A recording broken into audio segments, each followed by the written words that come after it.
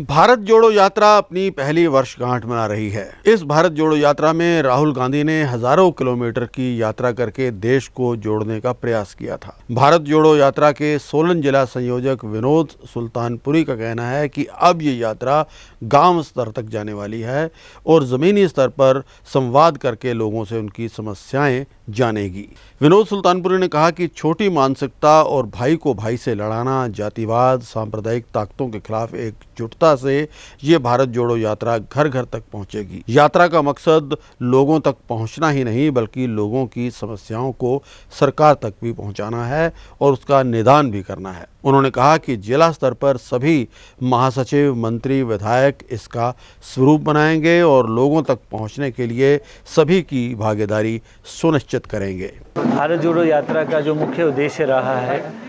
ये भारत को जोड़ने की बात कही गई है। राहुल जी ने एक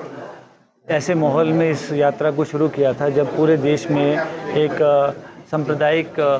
तत्वों का बोलबाला बढ़ गया था और आज देश को जोड़ने का एक भाईचारे का संदेश राहुल जी की इस यात्रा ने शुरुआत की थी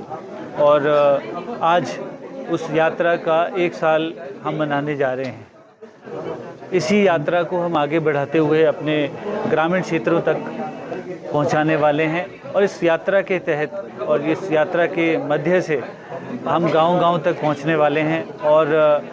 गांव में पहुंचने का मकसद ये भी है कि जो इतनी बड़ी त्रासदी हुई है उस त्रासदी के द्वारा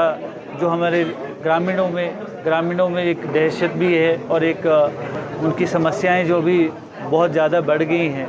उनके खेत खलिहान ख़त्म हो गए हैं, घर ख़त्म हो गए हैं, उसमें ये मरहम का रूप लेकर हमारे कार्यकर्ता ज़मीनी स्तर पे पहुंचने वाले हैं। ये हमारा मकसद भी है और राहुल जी का जो इंटेंशन है इस यात्रा का, ये एक आपसी भाईचारा और एक दूसरे से प्यार बढ़ाने का जो उन्होंने